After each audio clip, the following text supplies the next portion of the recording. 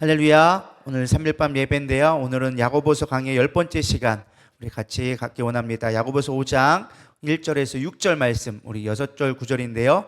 우리 같이 한번 봉독하도록 하겠습니다. 시작. 이 말씀은 살아계신 하나님의 말씀입니다.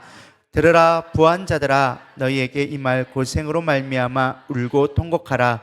너희 재물은 썩고 너희의 옷은 좀 먹었으며 너희의 금과 은은 녹이 슬었으니 이 녹이 너희에게 증거가 되며 불같이 너희의 살을 먹으리라. 너희가 말세에 재물을 쌓았도다. 보라, 너희 밭에서 추수한 품꾼에게 주지 아니한 삭새 소리 지르며 그 추수한 자의 우는 소리가 만군의 주의 귀에 들렸느니라. 너희가 땅에서 사치하고 방종하여 살육의 날에 너희 마음을 살찌게 하였도다. 너희는 의인을 정죄하고 죽였으나 그는 너희에게 대항하지 아니하였느니라. 아멘. 오늘은 야고보서 강의 10번째 시간인데요. 천국의 부자라는 제목으로 같이 은혜 받기를 소망합니다.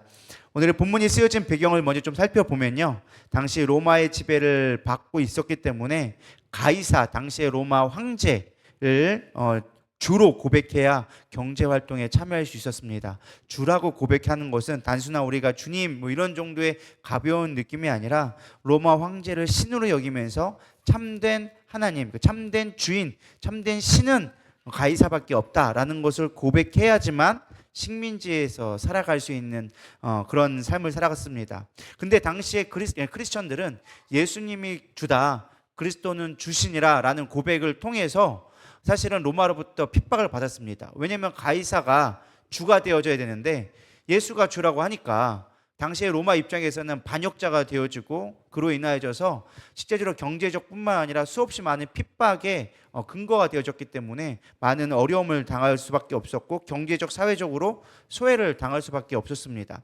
지금은 상상할 수도 없는 심각한 빈부격차를 겪어야 했고요, 돈을 얻을 수 있는 기회조차가 없는 삶을 살아갈 수밖에 없었습니다. 또 돈은 권력이 되어져서 부자들은 가난한 자들의 노동력을 착취해가며 핍박했고, 당시에 돈이 권력이 있기 때문에 기득권자를 가진 자들은 법 체계를 아예 틀어잡고 있어서 어떠한 법으로도 그들은 보호받을 수 있는 상황이 되지 않았습니다. 그게 당시의 상황이었는데, 문제는 이러한 부자들이 예수를 믿어서 교회 안에 들어온 거예요. 그러면 우리가 생각할 때는 부자가 변화되어져서 이게 좋은 일에 쓰면 얼마나 좋겠어요. 물론 빌립보서 같이 그런 좋은 케이스도 있었지만, 그냥 예수를 믿고 어떤 종교적인 형태로 믿음으로 말미암아 실제적으로는 예수님을 온전히 영접하지 않고 세상에 있는 논리대로 설령 예수님을 믿었다 할지라도 온전하게 변화되지 못해서 세상에 있는 가치관을 가지고 교회 안에서 권력을 행하는 거예요. 그러니까 실제적으로 세상 속에 나가면 힘 있는 자예요. 쉽게 말하면 뭐 국회의원이나 뭐 기업 사장님이 되는 분들이 교회 안에 들어온 거예요. 근데 우리는 보면 당시에, 지금이야 우리나라야 뭐 계급 사회가 아니다 하지만 당시에는 돈이 계급이었고 계급이 실제적으로 존재했단 말이에요. 그런 사회상 속에서 힘 있는 자가 들어왔을 때 교회 안에서 똑같이 그 일을 하게 되어지는 거예요. 그러니까 그리스도 교회 안에 있지만은 힘과 권력으로 사람들을 착취하는 그런 모습을 봤을 때, 이 야고보 이제 기자가, 어떻게 보면 담임 목사가 교회들에게 편지를 한 거예요. 당시에 이 야고보서 쓰여진 것은 이방인들한테 쓰여진 책이 아니었습니다. 야고보서 1장에 우리가 봐서 알겠지만은 흩어진 12지파에게 쓰여졌다라고 얘기했어요. 12지파가 누굴까요? 당시에 흩어졌다라는 건 디아스포라, 로마의 핍박으로부터 열방으로 흩어진 유대인들이 있었단 말이에요. 그 중에 그리스도를, 예수를 믿고 영접했던, 쉽게 말하면 회심한 유대인들이 많이 흩어져 있었다는 거예요. 그 12지파들, 그러니까 쉽게 말하면 예수님을 믿는 성도들에게 쓴 편지라는 거예요. 열방에 있는 성도들에게 편지한 거다라고 쓰여져 있는 거 봤을 때, 이거는 예수를 믿고 교회 안에 신실한 믿음을 가진 자라고 근거하에 편지를 썼는데, 이 편지를 쓰면서 오늘 본문 말씀이 무엇이냐? 부자들아, 그렇게 살지 말아라. 니들 똑바로 예수 믿어. 쉽게 말하면 이거예요. 담임 목회자가 성도들한테 부자면 다냐? 똑바로 살아라. 그렇게 해서 천국 못 간다. 이렇게 얘기하는 거예요. 여러분, 이 말이 쉬울까요? 어려울까요? 쉬운 말 아니에요. 당시에 야고보는 평민이었어요. 쉽게 말하면. 근데 정치 지도자와 돈 있는 자들에게 똑바로 살으십시오. 그 따로 살면 천국 못 갑니다. 이렇게 얘기해버리면 사실은 목숨의 위협을 당할 수 있을 만큼 어떻게 보면 위험한 상황이었어요. 오늘날 같이 그냥 목사가 성도 눈치 보느냐고 그러시면 아니되옵니다, 이런 수준이 아니라 정말 똑바로 살으라고 얘기하는 거였거든요.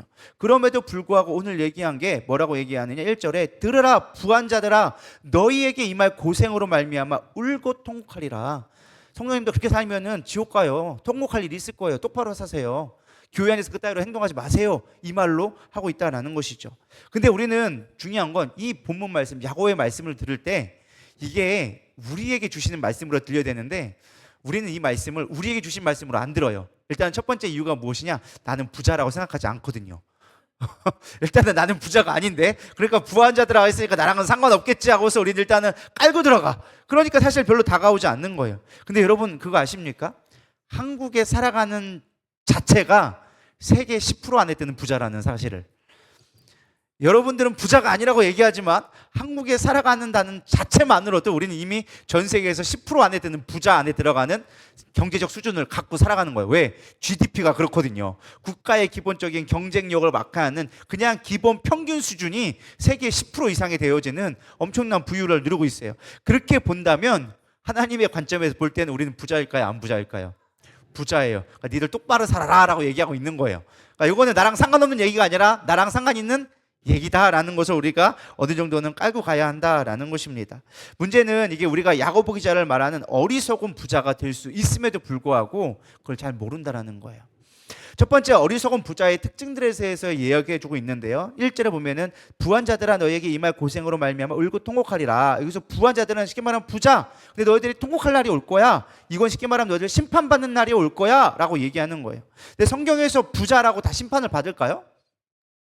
물론 대부분의 성경에 나왔던 부자들은 거의 다 심판을 받았어요. 나사로와 뭐 부자 이야기 보면 부자도 항상 들어가고, 예수님도 부자가 바늘길을 통과하기 어렵다, 뭐 낙타가 통과하기 어렵처럼 부자가 천국 가기 어렵다, 막 이렇게 얘기도 하시고 하는 거 보면은 부자가 사실은 천국 가기는 쉽지는 않은 것 같아요. 근데 그렇다고 부자가 천국 못 가냐? 그렇지도 않아요. 사실 성경에서 돈이 많으면 죄와는 아무 연관성이 없습니다. 근데 중요한 건 성경에서 분명히 이렇게 얘기해주고 있어요. 디모데전서 6장 10절 한번 읽어볼까요? 시작.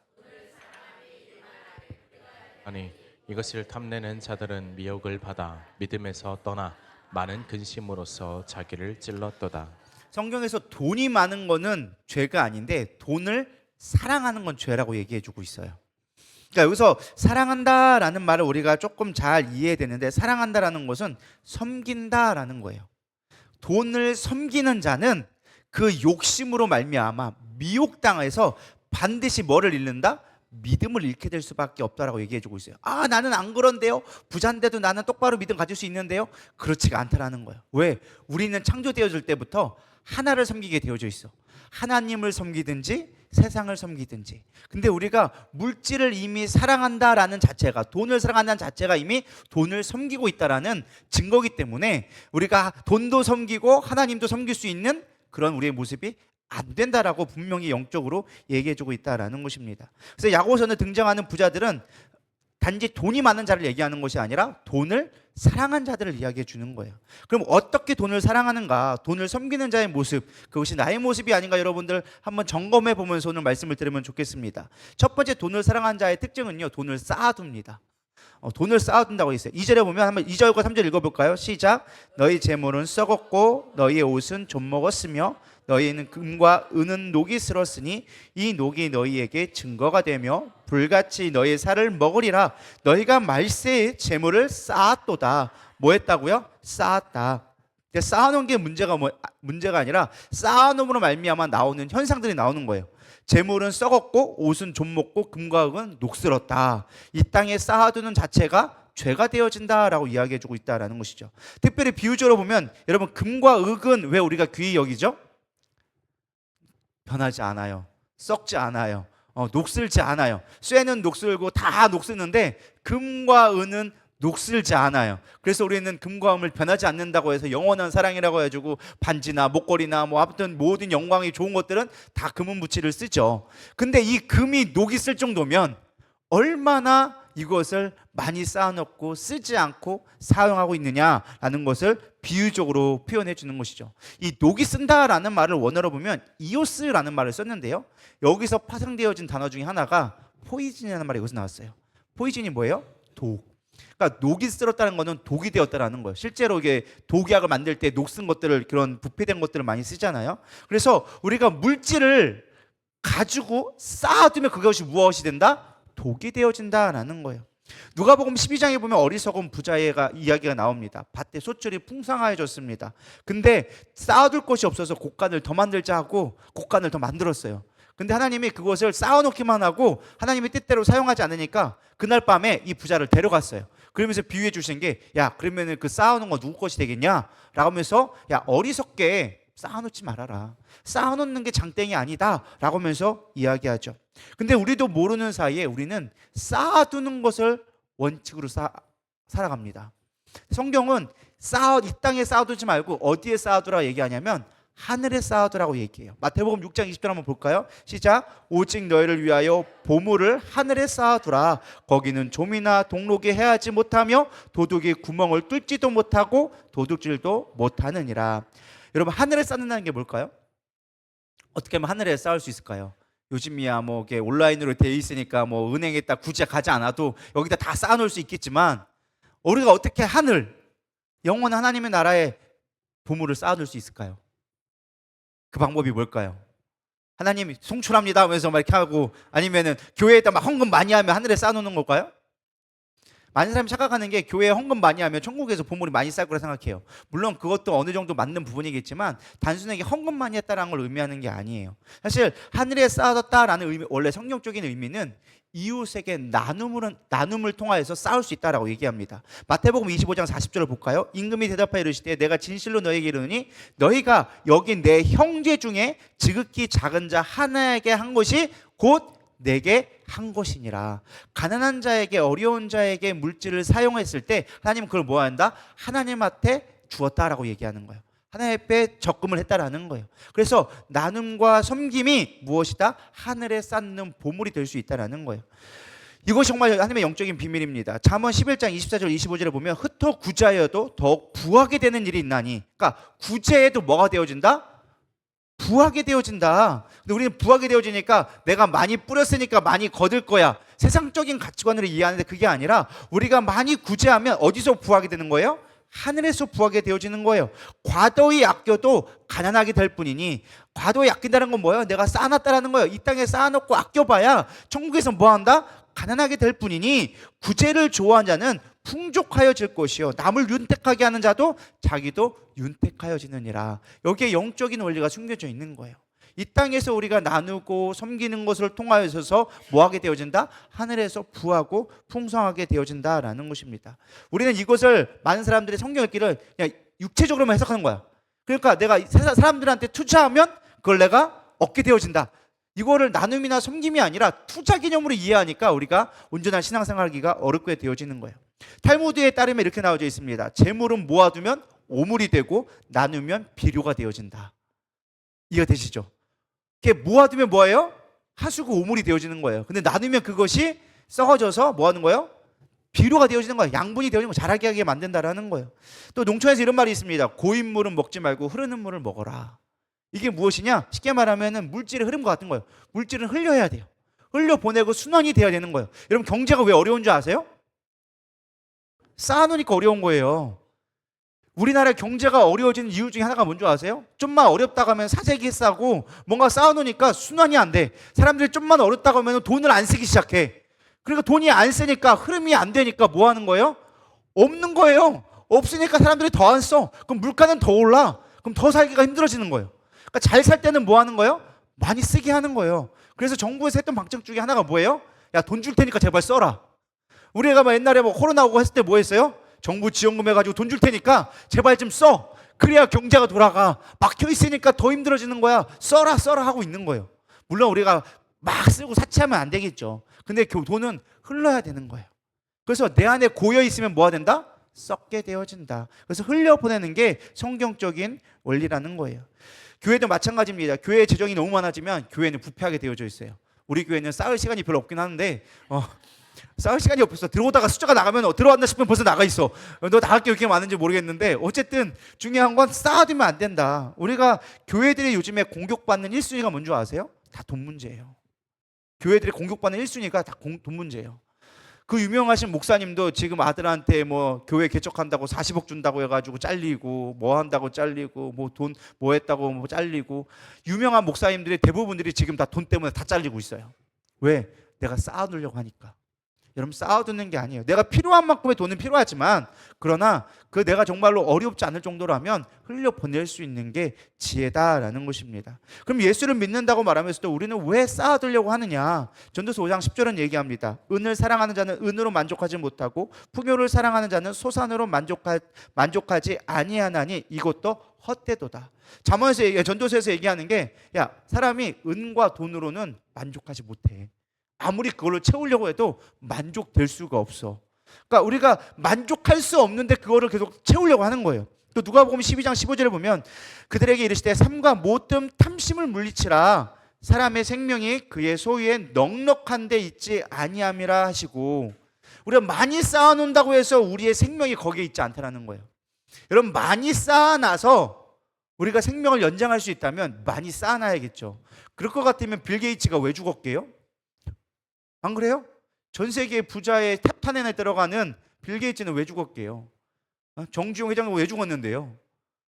부가 우리의 생명을 보장해주지 않는다라는 거예요. 근데 우리는 많이 가지면 잘 살 거라 생각해. 오래 살 거라 생각해. 그렇지 않아요. 여러분, 오래 사는 게 뭐 중요해요? 어떻게 사느냐가 중요한 거지. 할렐루야. 똥 싸면서 벽에 막 지져가면서 욕해가면서 100년 살면 뭐 할 거예요? 안 그래요? 정말로 의미 있게 하루를 살아도 정말 가족들과 내 주변의 소중한 사람들과 행복하게 예수 전하다가 의미 있는 삶을 사는 게 더 의미 있는 것이지, 오래만 산다는 게 중요한 게 아니라는 거예요. 할렐루야. 물론 주어진 사명은 잘돼 충복하며 살아야겠지만 오래 사는 것이 답이 아니다. 그래서 우리가 욕심을 낸다고 우리가 행복한 게 아니라는 거예요. 근데 우리 많은 사람들이 착각하는 게 소유의 행복이 있다고 생각하는 거예요. 내가 많이 누리는 것, 많이 소유하고 있으면 행복하다고 생각하는 거예요. 목사님 말씀 들을 때는 맞아요. 우리가 소유가 행복이 아니죠. 아멘, 그렇습니다. 하지만 나가는 순간 우리 또 뭐 하고 있어요? 소유를 찾고 있는 거예요. 남들과 비교하면서 부족한 것만 찾고 있는 거예요.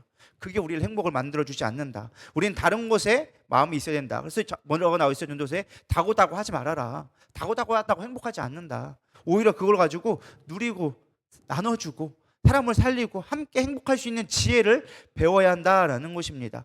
성경에서 뭐라고 하느냐? 욕망을 줄여라. 욕망을 줄이면 행복해진다. 근데 우리가 욕망이 끝이 없는데 그 욕망을 계속 바라고 하니까 마치 불에 있는 불처럼, 소멸하는 불처럼 아무리 때려 넣어도 만족이 없다. 할렐루야. 우리가 그런 영적인 지혜를 깨달아야 되리라 믿습니다. 그래서 마태복음 산상수훈에 보면 천국 백성의 삶의 첫 번째 일원, 즉 팔복의 첫 번째가 무엇이었느냐? 심령이 가난한 자는 복이 있다고 얘기했어요. 원래는요, 심령이란 말이 없었어요. 원래는 가난한 자는 복이 있다라고 얘기했어요. 왜냐하면 당시 가난한 백성들에게 설교를 하다 보니까 예수님의 말씀은 가난한 자였는데, 나중에 마태나 마가가 쓸 때 보니까 부자들도 있거든. 그러니까 가난한 자에게 복이 있다고 하면 부자들이 시기할까봐 심령이 가난한이라는 심령이란 말을 추가로 넣었다라고 학자들이 해석을 합니다. 어쨌든 중요한 건 무엇이냐? 이 가난하는 건데 우리의 마음이 가난해야 돼요. 이 가난하다는 것은 필요하다라는 거예요. 주님의 능력을 구하는 것이지 내가 이 땅에 풍성한 소유를 가지라는 게 아니라는 거예요. 오히려 많은 것을 소유하면 소유할수록 우리의 마음은 곤고해져요. 그러니까 예전에 제가 좀 감명 있게 읽었다고 표현하기 좀 그렇긴 한데, 법정 스님인가 쓴 그 무소유 읽어보셨나요? 내가 집안에 아주 아끼는 화초가 있는데 그 화초가 너무 귀했는데 어디 갈 때 보면 그거 물 안 줄까봐, 그거 말라 죽을까봐 어디 가지도 못하느냐, 그거 끌어안고 가느냐고 힘들어 죽는 줄 알았다. 나중에 그걸 내가 더 줘버렸더니 너무나 편하더라. 무소유가 좋더라. 뭐 이게 내용이, 그 책의 내용이에요. 근데 그게 꼭 틀린 말은 아니에요. 성경적인 원리 중에도 우리의 마음이 비워지면, 우리 마음 가운데 소유하려고 하는 마음을 내려놓을 때 진정한 자유가 있으리라 믿습니다. 하나님 앞에 맡기는 거예요. 우리는 무소유는 아니에요. 기독교는 무소유 개념은 아니에요. 맡기는 삶이지. 할렐루야. 주님이 주인 되어진 삶이 되기를 축복합니다. 두 번째, 어리석은 부자의 특징은 무엇이냐? 부당이익을 구한다. 정당한 이익이 아니라 부당이익을 좋아할 때 우리는 어리석은 부자가 될 수 있다는 것입니다. 4절 한번 읽어보겠습니다. 시작. 너희 밭에서 추수한 품꾼에게 주지 아니한 삭시 소리 지르며 그 추수한 자의 우는 소리가 만군의 주의 귀에 들렸느니라. 여기서 주지 않았다라는 단어의 뜻은 훔치다, 속인다라는 의미를 갖고 있습니다. 쉽게 말하면 부자가 소장농에게 일을 시켰는데 품삯을 주지 않는 거예요. 지금이야 우리가 월급제로 받지만 당시 시대에는 1급이었어요. 그냥 하루 일한 거 하루 일일 품삯으로 주었다라는 것이죠. 근데 그걸 주지 않는 거예요. 내가 다음에 줄게. 지금 바쁘니까 추수하고 줄게. 근데 중요한 건 우리 그때 당시에는 1급을 그러니까 하루에 품삯을 먹는데 그걸 통해서 이제 곡식을 사가지고 가족들이 그날 먹을 음식을 사야 돼. 근데 중요한 게 오늘 그걸 주지 않으면 가족들은 어떻게 되는 거예요? 다 굶어 죽는 거예요. 어린아이들이 굶어 죽을 수밖에 없는 상황들이 되어지는 거예요. 그래서 성경에서는요, 구약의 율법에 보면 임금체불에 대해서 성경에서는요 엄하게 다루고 있어요. 왜? 그거는 단순하게 조금 늦게 주는 그런 개념이 아니라 사람의 생명을 죽일 수 있는 위험한 일이기 때문에 상당히 엄하게 다루고 있습니다. 레위기 19장 13절에 보면 너는 내 이웃을 억압하지 말며 착취하지 말며 품꾼의 삭을 아침까지 밤새도록 내게 두지 말며. 그러니까 그날 줘야 되는데 밤에 끝났으면 줘야 되는데 아침까지 갖고 있는 거야. 그러면 그날 밤은 아이들이 쫄쫄 굶는 거지. 그 밤살 가운데 어떻게 될지 모른다라는 거예요. 또 신명기 24장도 비슷한 말씀을 하고 있습니다. 그 품삯을 당일에 주고 해진 후까지 미루지 말라. 이는 그가 가난함으로 그 품삯을 간절히 바람이라. 그러니까 우리에게 품삯, 부당한 이익, 당시에 가지면 뭐 사실 조금 늦게 준다고 뭐 우리가 벌 차이 있겠습니까? 하지만은 그에게 그것이 생명이 될 수 있기 때문에 부당한 이익들을 구하지 말아라. 왜? 이자를 취하거나 이런 것이 있을 수 있으니까 하지 말라는 거예요. 오늘날로 말하면 어떻게 될 수 있을까요? 적용하면 돈을 빌려놓고 제때 갚지 않는 거, 혹은 반대로 돈을 빌려주고 그것에 이자를 받는 행위 등 부당한 이익을 구하지 말아라. 또 사업을 하면서 직원들에 대한 온전한 보상이나 직원들의 성과를 빼앗아서 자기 것으로 취하는 행동 등 부당한 이익들은 우리가 크리스천으로서 온전한 부가 아니다. 그렇게 해서 설령 뭐 승진을 해가지고 돈을 더 번다 할지라도 하나님 볼 때는 그것이 온전한 부자의 모습이 아니라는 거예요. 그렇게 해서 부자가 된 데는 무슨 기쁨이 있겠느냐? 밑에 사람들 잘했으면 그 사람들 높여주고 칭찬받게 해야지. 그 경쟁해가지고 내가 한 것처럼 마치 해가지고 그 사람들 다 찍어 누르면 무슨 기쁨이 있겠느냐라는 거예요. 또 잠언에서 말하는 속이는 저울처럼 직장에서 교회 관계 속에서 이중장부나 부당이익들, 괜히 교회에서 장 봤는데 안 사지도 않는 거 괜히 영수증 하나 딱 써가지고 몇만 원 띵간다고 얼마나 부자가 되겠느냐, 이런 거 하지 말라는 거예요. 기업에서도 이중장부 써가지고 그거 남긴다고 얼마나 부자 되겠느냐, 그거 갖고 너희들 행복한 거 아니다. 부당이익을 구하여서 얻는 부자는 온전치 않다. 너희들이 정당하게 온전한 공평한 저울로 해서 해라. 당장은 손해보는 것 같고 많은 부를 누리지 못한다 할지라도 그것이 하늘나라에서는 귀하게 쓰여질 수 있다라고 이야기해주고 있는 것입니다. 세 번째로는요, 사치하는 것도 죄다라고 얘기해주고 있어요. 5절에 보면 너희 땅에서 사치하고 방종하여 살육의 날에 너희 마음을 살찌게 하였도다. 여러분, 사치가 뭘까요? 사치. 많은 사람들이 사치하면은 뭐 이게 손가락 5개에 금반지 막 은바지 끼고 있고 막 이게 플렉스 해가지고 막 이만한 막 금목걸이 차고 있고 밍크 코트 입고서는 막 이렇게 다니면서 가는 거를 우리는 사치라고 생각을 합니다. 물론 그것도 맞는 말이지만 성경에서 말하는 사치는요, 자신만을 위한 소비를 사치라고 얘기해요. 거기다가 외적인 상태뿐만 아니라 하나님의 형상으로 만들어진 우리가 하나님의 형상을 드러내야 되는데 자신의 영광을 구하고 자신의 안위만을 챙기는 것을 사치다라고 이야기해주고 있어요. 그러니까 우리가 생각하는 사치와 외형적인 것과는 조금 다른 의미죠. 내적인 의미에서 자신만을 알고 또 그 다음에 하나님의 형상이 아닌 인간적인 모습, 육적인 모습을 드러내는 것을 사치다라고 얘기를 해요. 오늘 신방을 가다가 뉴스를 하는 이야기를 듣게 되어졌어요. 요즘에 쓰레기 봉투 대란이 일어났다면서요. 아직 대전은 잘 모르는데 스봉 대란이란가 뭐 이렇게 뭐라고 하더라? 스봉 대란. 스봉 대란이라고 뉴스에 떴다고 합니다. 이게 뭐냐면은 이제 중동 전쟁으로 인하여져서 비닐과 플라스틱의 원료가 되어지는 나프타라는 물질이 있는데 그것이 수입이 되지 않는데요. 만들어지지 않는데 원유가 들어오지는 않으니까. 그러니까 플라스틱 봉투를 못 만드니까 쓰레기 봉지를 못 만들게 되어졌대요. 그래가지고 한동안 지금 그 원유가 들어올 때까지 이제 품귀가 일어날 거다라는 소문이 들자마자 사람들이 쓰레기 봉투를 어마어마하게 쟁여놓기 시작하는 거예요. 아니 이제 쟁여놓다 이제 기름까지 못해가지고 쓰레기 봉투까지 쟁여놔가지고 뭘 얼마나 쓰레기를 남기겠다고, 좀 덜 쓰고 쓰레기 덜 만들면 되지, 그거 줄일 거 생각을 안 하고 쓰레기 봉투 사재기 하는 거야. 그래서 지금 4월 달이면 쓰레기 봉투가 다 떨어진다고 정부에서 대란이 일어났대. 그래서 스봉대란 스봉대란. 이게 웃는 얘기지만 진짜 오늘 있는 얘기라니까요. 뉴스라니까요. 사람들 왜 그러냐, 저는 이걸 보면서 사람들이 요즘에 세상이 얼마나 이기적으로 변해져 가는가, 얼마나, 사실 그 안에는 교회 다니는 사람도 있을 거예요. 권사님들도 있을 거예요. 목사님들도 있을지도 몰라.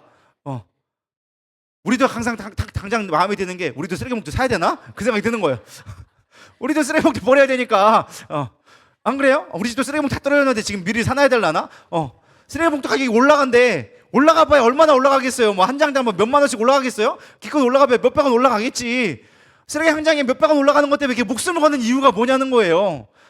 이해가 안 간다라는 거예요. 근데 우리가 그렇게 하고 있다라는 거예요. 자기의 이익밖에 구할 수밖에 없는, 그것도 뭐다? 사치다. 쓰레기 봉투 몇백 장 가지고 있다고 뭐 얼마나 의미 있겠어요? 그것도 사치하고 있는 거라는 거예요. 뭐 꼭 밀크 옷도 입어야지만 사치가 아니라 쓰레기 봉투 쟁여놓는 것도 뭐다? 사치다. 스봉대란에 여러분 동참하지 않기를 소망합니다. 그것도 사치예요, 사치. 우리가 말만 그렇지 웃자고 하는 얘기처럼 보이지만 실제로 이건 심각한 얘기라니까요.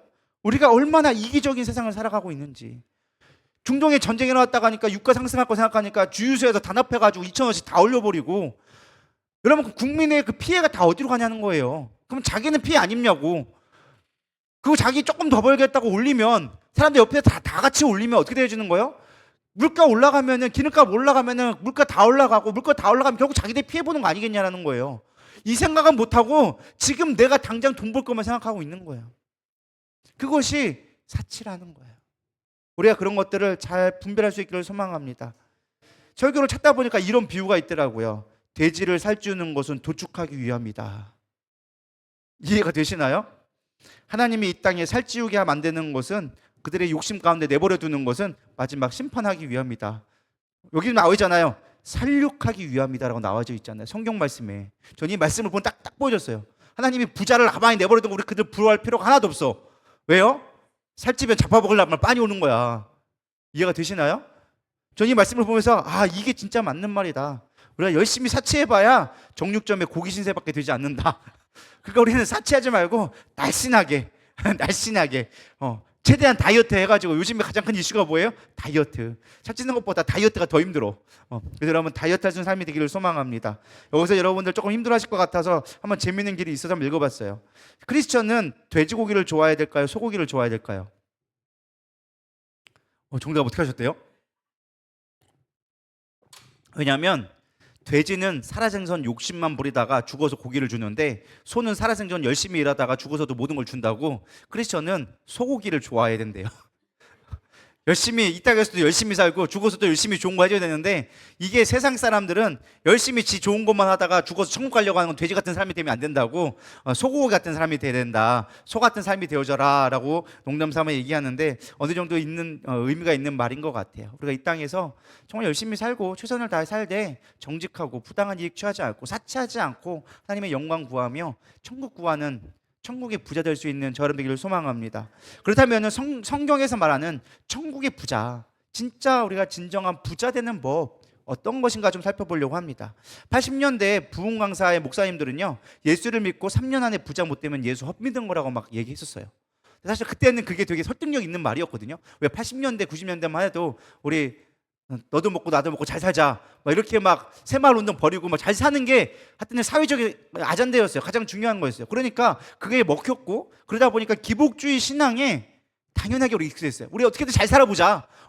이 힘든 어려운 시대에 잘 살아보자 하니까 그게 되게 잘 먹혔는데, 그렇게 하다 보니까 복음이 뭐가 되어졌느냐? 예수 잘 믿으면 환난이나 고난이 없고 부자 되어진다. 이걸로 이제 믿음 있고 부자가 됐어요. 그게 80년대, 90년대 거의 주를 이루는 신앙의 주류가 되어졌습니다. 근데 이제는 시대가 많이 바뀌었음에도 불구하고 암묵적으로 우리가 그거를 원하는 심리가 여전히 남아있어요. 예수 믿으면 재난과 가난과 질병을 하나님이 막아주시고 장수와 권력과 재물을 주시는 것이 축복이다. 만약에 우리 가운데 재난과 가난과 질병이 온다는 건 하나님이 저주를 주신 것이다. 이런, 그러니까 이원론적인 하나님의 그런 복과 저주를 이원론적으로 생각해서, 하나님 잘 믿으면 복 받고 하나님 못 믿으면은 질병에 걸리고 가난해져. 이런 식으로 어떤 신앙을 심판의 기준으로 만들어 버렸다라는 것입니다. 근데 성경에서의 재물은 좀 그런 의미와 다릅니다. 성경을 자세히 보면 하나님이 주신 재물을 믿을 때 사람들이 어떤 심리로 믿느냐를 우리가 좀 살펴볼 필요가 있을 것 같습니다. 자세히 들으셔야 돼요.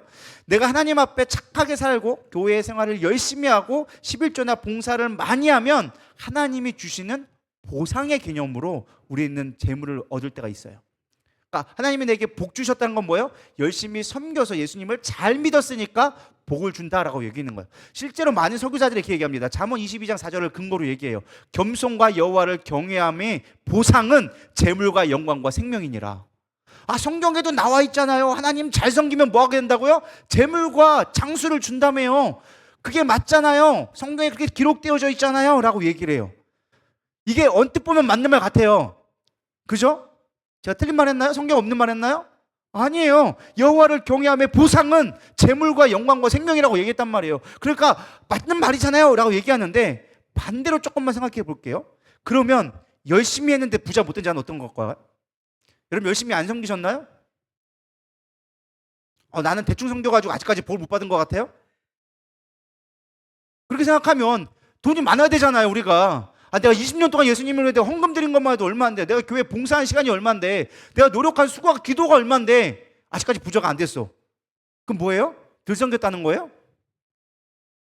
그렇게 되면 이거 억울하잖아요. 안 그래요? 아니 열심히 섬겨야지만 하나님이 복 주신다 한다면 난 덜 섬긴 건가? 하나님의 기준에 못 따라온 건가? 도대체 얼마큼을 섬겨 하나님의 기준에 맞는 건가? 이런 생각 안 해보셨죠? 우리는 복 받을 것만 생각하니까 그렇게 생각했는데, 반대로 생각해보면 지금 내 형편을 보면은 복 못 받은 걸 그렇게 생각하면 억울하잖아요. 그렇게 생각하면 억울하지 않으세요? 만약에 이 원리로 본다면 우리는 억울해야 돼. 하나님을 따져야 되는 거야. 하나님, 죄는 별로 섬기지 않는 것 같은데 부자 됐어요. 나는 죽어가고 했는데 왜 난 맨날 가난해요? 안 그래요? 육적으로 본다면 우리 그냥 까놓고 얘기하면 그렇다는 거예요. 그러니까 성경에서 말하는 재물은 하나님의 보상이라 생각하면 영적인 질병에 걸리기 딱 좋은 거예요. 물론 우리가 하나님을 잘 섬겨서 하나님이 정말로 보호 주실 경우도 있어요. 그건 좀 이따 제가 설명을 드릴 거예요. 성경에서의 재물은 하나님이 주시는 보상이 아니라 다른 모습으로 봐야 된다는 거예요. 이걸 해석하기 위해서는 성경 전체적인 그림을 볼 수 있어야 돼요. 성경은 구약과 신약이 꼭 분리될 건 아니에요.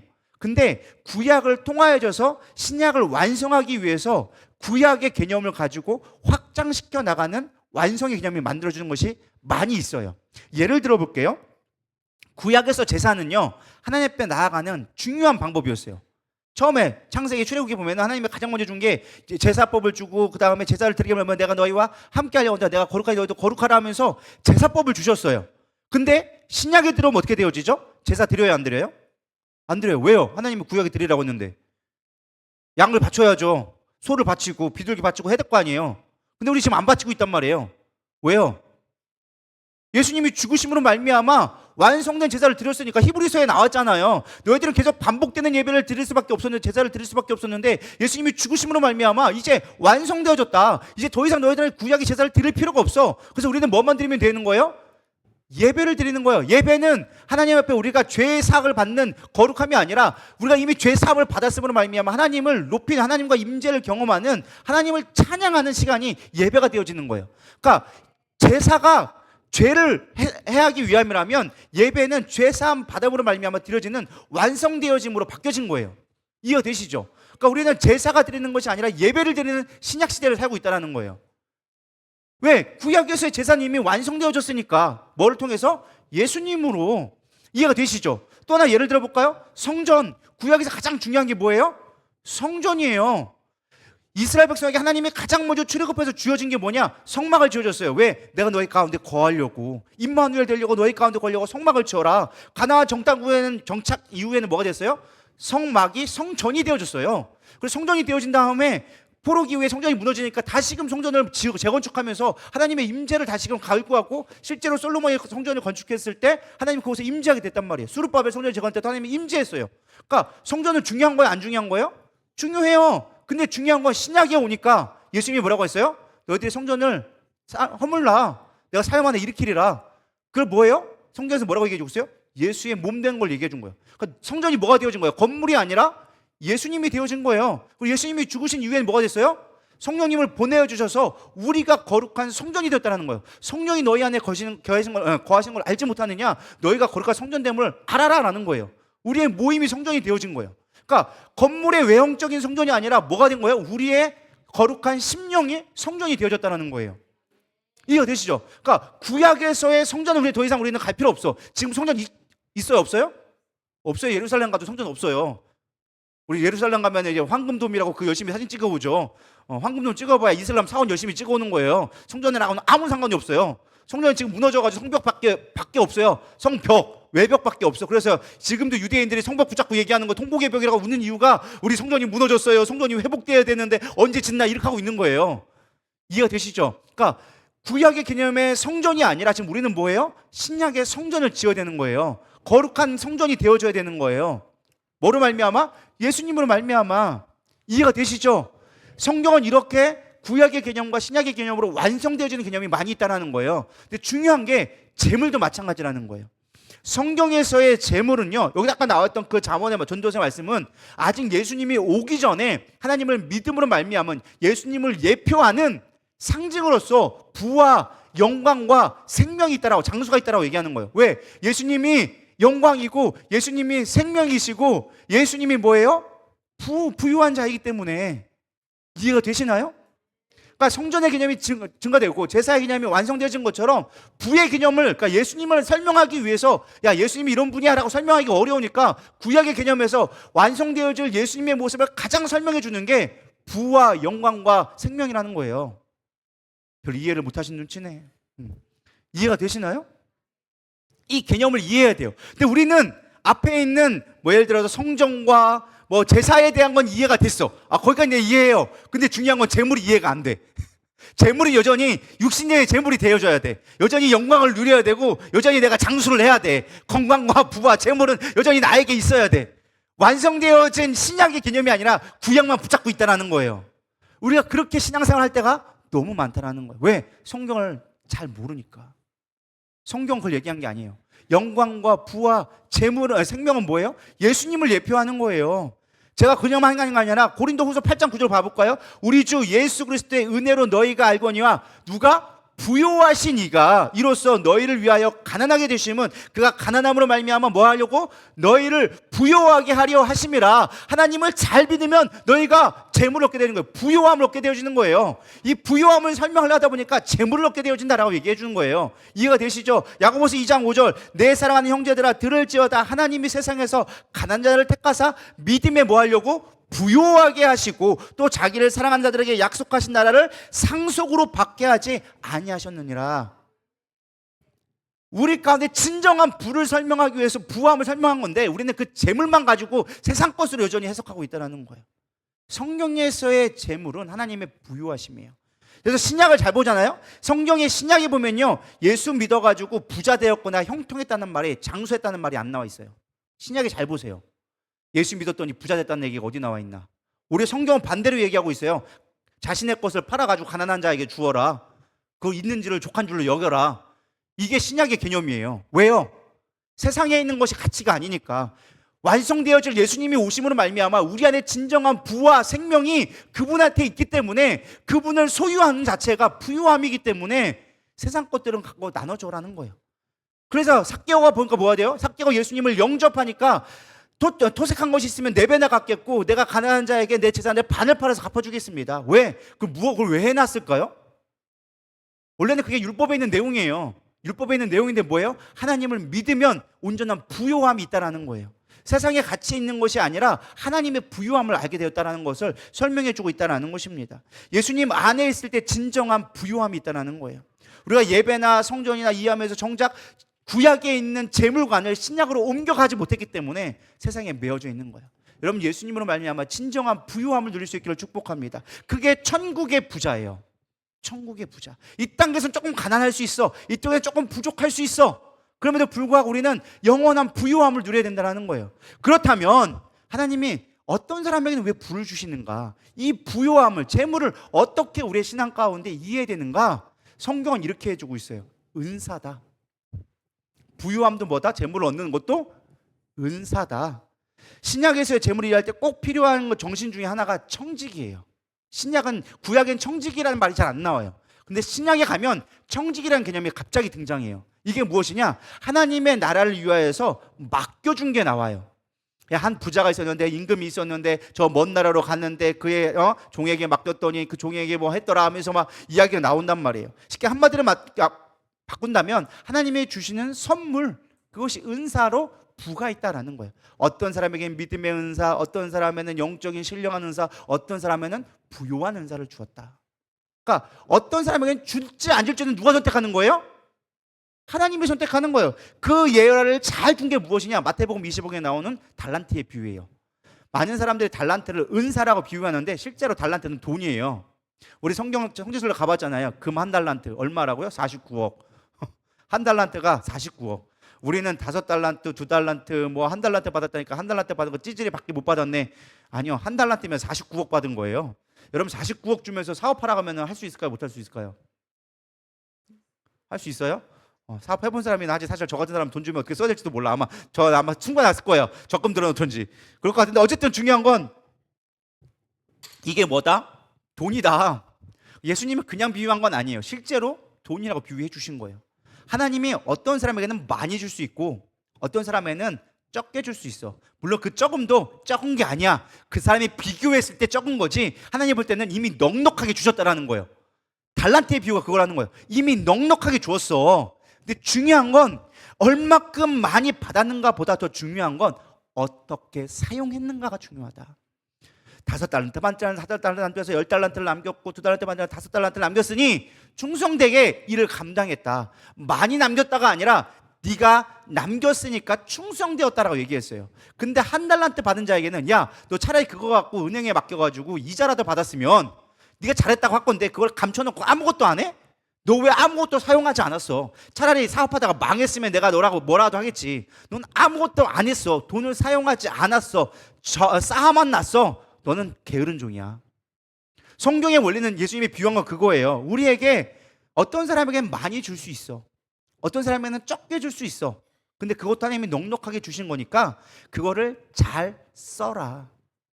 주신 거를 잘 활용하는 게 중요하다라는 것입니다. 재물을 통해서 교회를 세우고 사람을 섬기고 세상을 이롭게 하는 게 충성된 종이지, 많이 쌓아놨다고 훌륭한 종이 아니라는 거예요. 우리는 가끔 생각하니까 야, 5달러니까 5달러 남겼으니까, 어마어마한 거 많이 남겼으니까, 많은 걸 남겼으니까 충성된 종이라고 칭찬받았겠죠 라고 생각하는데 그게 아니에요. 성경의 영적인 원리는 그거를 활용해서 많은 유익을 구했다라는 거예요. 많은 유익을. 많은 사람들은 재물이 내 생각보다 적다고 낙심하게 될 때가 있다면 그거는 1달란트 받은 자와 똑같은 자예요. 쓰려고 하지 않고 그걸 어떻게 사용할지를 고민하지 않고 뭐만 고민하는 거예요? 적게 받았다만 고민하는 거예요. 하나님은 이렇게 우리에게 말합니다. 너 몇 개 가졌느냐고 단 한 번도 물어본 적이 없어요. 너 왜 100억 안 내? 라고 한 번도 물어본 적 없어요. 여러분 헌금 낼 때 제한 걸어놓은 적 있나요? 나는 10억 밑에는 헌금 안 받는다. 내가 그래도 만왕의 왕이 될 짜있고 있지. 적어도 한 10억 100억씩은 가져와야 내가 헌금 받지. 그 단돈 10,000원 가지고 나한테 헌금을 냈어? 단 한 번도 그렇게 얘기한 적 없다라는 거예요. 안 그래요? 제가 농담삼아 얘기했지만 성경에 그렇게 기록되어 있지 않다라는 거예요. 과부의 두렙돈도 하나님을 귀히 여겼다라는 거예요. 왜? 그는 전부를 드렸다고 귀히 여겼어요. 근데 부자의 1달란트는 받지 않았다라는 거예요. 왜? 그는 많은 중에 일부를 냈다고 얘기하는 거예요. 하나님이 퍼센테이지 따져가지고 너의 재산의 몇 프로만 냈네, 너는 받고 아니면 말겠고, 이렇게 이게 의미가 아니라는 거예요. 하나님은요, 액수를 따지는 게 아니라는 거예요. 너의 사용법을 따지는 거예요. 하나님을 얼마나 사랑하는가. 저는 우리 누리다 성도가 야고보 기자가 말하는 어리석은 부자 되지 않기를 소망합니다. 쌓아놓기 바쁘고 부당 이익을 구하며 육신에 위한 사치로 목마르지 않았으면 좋겠어요. 말씀을 정리하면 우리는 온전한 부를 누려야 돼요. 세상의 가치관을 가지고 우리가 평가할 것이 아니라 하나님이 주시는 온전한 예수님으로 말미암은 온전한 하늘의 부, 믿음의 부요함. 할렐루야. 여러분 100억이 가져도 근심 속에 살면 부요한 거 아니에요. 근데 내 지갑에 10,000원이 있어도 행복한 사람은 부요한 사람이에요. 야, 오늘 내가 호빵 사 먹을 수 있다. 호빵으로 집에 가가지고 남편하고 애들하고 오늘 TV 보면서 먹게 행복하게 먹어야지. 그 사람은 행복하고 부유한 사람이에요. 근데 100억을 갖고 있어도 야, 이것이 적금에 한 방에 날아갔는데 막 이러면서 막 근심에 걱정이 있으면 그 사람은 행복한 사람이 될 수 없다라는 거예요. 부유한 자가 아니라 그 사람 뭐예요? 가난한 자예요. 많이 쌓아두면 뭐해? 요즘에 주식 거지가 있다고 하더라고요. 한 미국의 한 회사 기업의 사장인데 재산이 몇백 조가 된대요. 근데 지갑에 단돈 100달러가 없어가지고 햄버거를 못 사 먹었다고. 그래서 주식 거지라고 뭐 이런 말을 제가 뉴스에서 본 적이 있어요. 재산이 몇백 조면 뭐해? 내가 지금 당장 사 먹을 돈이 없어가지고 굶고 있는데 왜 그걸 내가 내 마음대로 팔 수 없거든. 다 묶여 있으니까. 그럼 그게 부유함이 아니라는 거예요. 쌓아놓으면 부유함이 아니에요. 내가 하나님으로 인하여서 그거로 인하여서 영혼을 살리고 사람과 행복할 수 있고. 할렐루야. 그래서 많이 누리는 게 행복한 것이 아니라, 많은 것 사야지만 행복한 게 아니라, 하나를 내도 그것의 의미를, 행복을 찾을 수 있는 것. 할렐루야. 저 교회는 뭔가 많은 걸 막 하려고 그래. 요즘에 물질주의가 되다 보니까 교회가 뭔가 막 큰 행사를 하고 막 사람들 앞에 보여줘야 뭐 좋은 교회, 아름다운 교회 생각해요. 아니요, 우리끼리 모여서 붕어빵 하나 놓고 그거 먹으면서 같이 예배드리면서 같이 서로 위해 기도하고 행복할 수 있으면 그게 진짜 예배예요. 그게 진짜 사랑이고. 뭐 꼭 캐비어를 먹어야지만 맛있나요? 꼭 트러플을 먹어야지만 뭐 제대로 먹은 건가요? 김치찌개가 짱이에요. 안 그래요? 된장찌개가 제일 맛있는 거고. 제가 외국 나가보니까 김치찌개랑 된장찌개밖에 안 먹어요. 한국에서 먹지도 않는데 나가면 이상하게 먹게 되더라고. 육개장 나가봐야, 미국의 뉴욕에서 육개장 먹으면 얼마인 줄 아세요? 38,000원이에요 한 공기에. 그렇다 한국보다 맛있냐? 아니요, 그냥 국물에 빠뜨린 건데 그게 38,000원이에요 우리 그거 여기서 얼마나 맛있게 먹고 있어요. 안 그래요? 그렇게 우리가 행복하게 사는 거. 뉴욕 가서 아무리 잘 살면 뭐해? 여기서 내가 지금 내 집에서 따뜻하게 밥 한 번 먹는 게 행복한 거지. 우리가 그렇게 주님이 주시는 풍요함으로 살아갔으면 좋겠습니다. 온전한 복을 누리고 하나님께 맡겨주신 거, 나에게 주신 거를 최대한 잘 사용하셔서 지혜를 구하셔서 행복한 천국의 부자로 살아갈 수 있기를 축복합니다. 우리 이 시간 나 가진 재물 없으나 우리 찬양하시면서 우리 기도하고 오늘 수예배 마치도록 하겠습니다.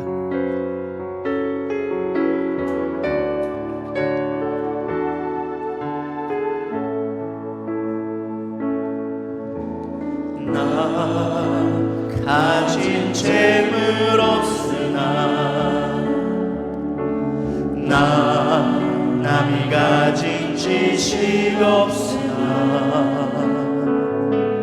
나 남에게 있는 것만 있지 않으나 나 남이 없는 것 있으니. 다시 한번. 나 가진 재물 없으나 나 남이 가진 지식 없으나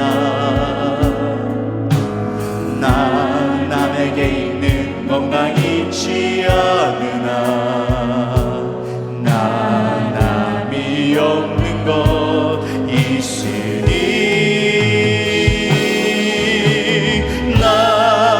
남이 못 본 것을 보았고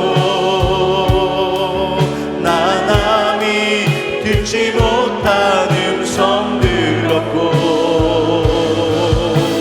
나 남이 받지 못한 사랑 받았고 나 남이 모르는 것 깨달았네.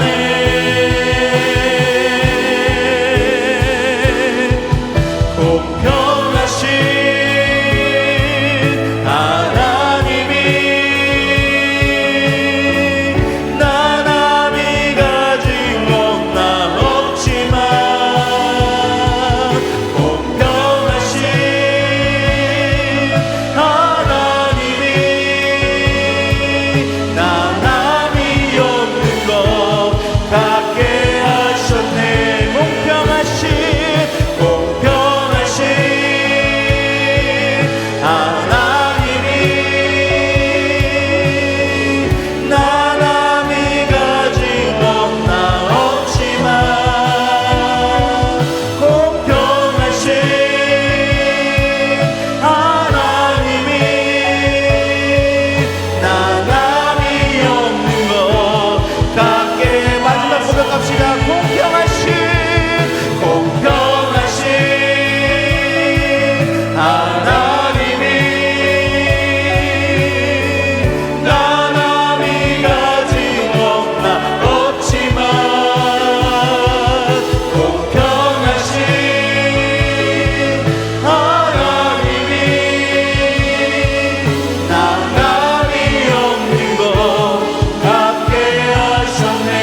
오늘 말씀을 생각하면서 하나님, 우리는 어리석은 부자 되지 않기를 소망합니다.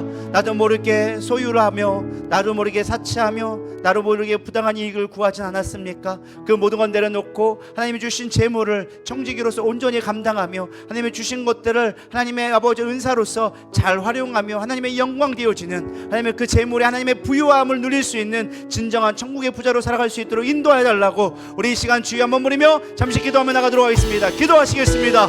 주여 하나님, 우리 안에 참된 부유함을 누리게 하여 주시옵소서. 우리 안에 참된 주님으로 말미암아 하늘의 부유함을 누릴 수 있는 믿음 되게 하여 주시옵소서. 나에게 달란트가 적다 하여져서 하나님 그걸 비유하여져서 하나님 내가 부족하다 아버지 실망하고 낙망한 것이 아니라 주신 것으로 말미암아 감사하며 하나님 이미 넉넉히 주신 하나님 나의 필요를 하신 하나님의 능력으로 말미암아 살아갈 수 있도록 인도하여 주시옵소서. 세상과 비교하여져서 나의 연약함을 아버지 부끄러워하며 아버지 그것을 나에서 실망하고 낙망할 것이 아니라 나에게 채워주신 하나님 놀라우신 하나님 우리의 삶을 보호하시고 인도하실 하나님의 신실하심을 믿으며 나갈 수 있도록 인도하여 주시옵소서.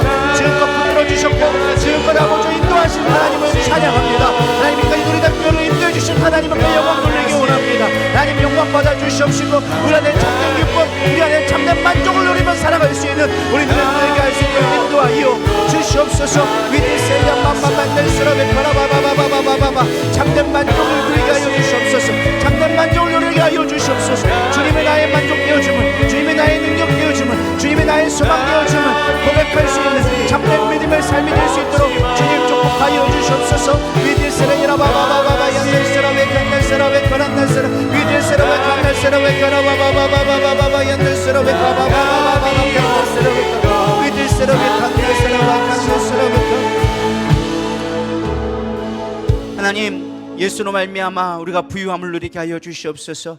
주님이 이 땅에 아버지 가난하게 된 것은 우리로 하여금 부유하게 되기 위함이라고 말씀해 주고 계십니다. 하나님 주님으로 말미암아 진정한 부를 누리게 하여 주시옵소서. 세상의 어리석은 가치관으로 살아가며 세상의 부유를 쫓는 것이 아니라 하늘의 영광 하늘의 풍성함을 누리는 우리 누리다 모든 성도 될 수 있도록 축복하여 주시옵소서. 예수가 생명입니다. 예수가 부유함입니다. 예수를 붙잡고 우리에게 주신 그 재물들을 하나님의 선한 곳으로 아버지 선용할 수 있는 지혜와 명철을 더하여 주시옵소서. 어려운 자를 도와가며 하나님 나라를 세워가며 영혼을 세울 수 있는 내 우리 가운데 주신 것들을 잘 사용할 수 있도록 하나님 충만케 하여 주시옵소서. 우리 그 모든 걸 하나님의 영광 받기를 원하오며 살아계신 예수님의 이름으로 기도드려 싸움나이다. 아멘. 우리 주기도문 하심으로 오늘 3일밤 예배를 마치도록 하겠습니다. 하늘에 계신 우리 아버지여 이름이 거룩히 여김을 받으시오며 나라의 임하옵시며 뜻이 하늘에 쓰러진 것 같이 땅에서 이루어지이다. 오늘날 우리에게 일용할 양식을 주옵시고 우리가 우리에게 죄진 자를 사하여 준 것 같이 우리의 죄를 사하여 주옵시고